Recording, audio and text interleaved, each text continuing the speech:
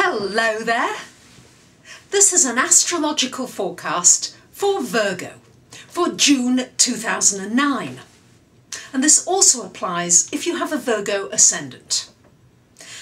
So Virgos, Saturn is still in your sign until the end of October.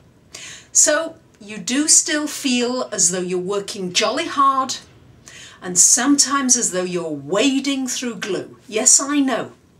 However, I do feel as though you know that you're learning a lot of very powerful lessons through these experiences that you've been having, many of which have not been at all pleasant. But you are nearly at the end of that cycle, that difficult cycle. So as long as you've learned some important lessons from it, then when this repeats again, don't worry, not for at least, it's about 28 more years, 28, 29 years away, then you won't have these terribly difficult experiences the next time, as long as you've learned the lessons. So, where's the focus this month? A lot of focus is going to be on learning, on analysing, which you love doing, Virgos, but you're going to be analysing your career.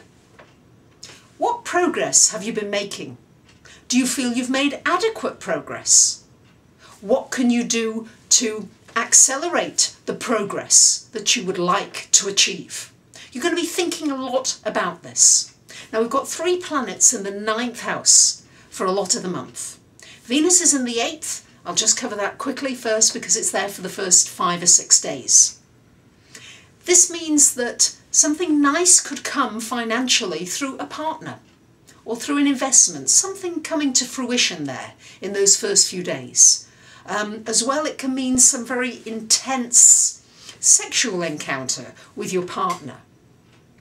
Venus moves swiftly on to the 9th house after the 6th of the month. And this often brings some foreign people into your life, something to do with international affairs, something to do with art, with music, higher learning. You're going to want to study to learn to develop your more spiritual side.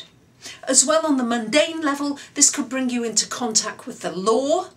Anything legal that may come up will come up during this time as well. And with Mars being in that house, you may find that you're really fighting for your rights, or maybe somebody else's rights that you feel you really need to fight on behalf of. And Virgo, you are a person of service and wanting to be of service.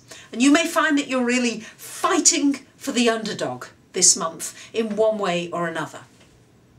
Now the Sun, until the 21st of the month, is in your 10th house of career.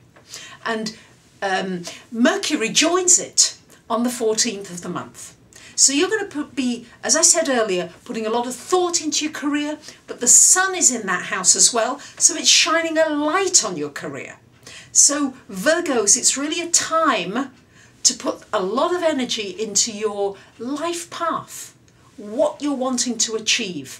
Really, the Sun is in that house until the 21st, so this brings you some opportunities. It brings you into contact with people who may be able to help you, but more than that, it's about your individuality and your will coming through about what you want to create for yourself in the work area.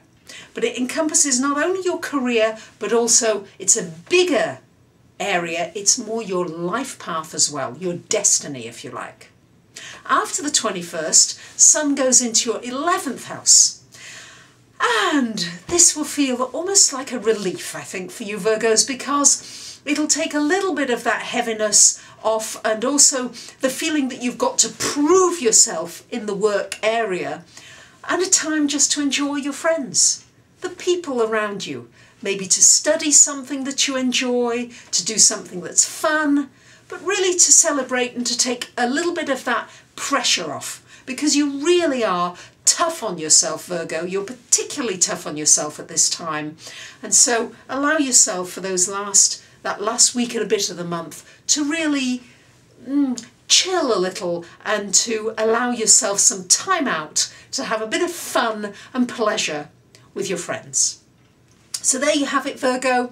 Yes, you're still on that work path, but it's time to evaluate that work path and to see whether you're making progress, to analyse it, to enjoy that analysis, and then to set yourself goals and to move on.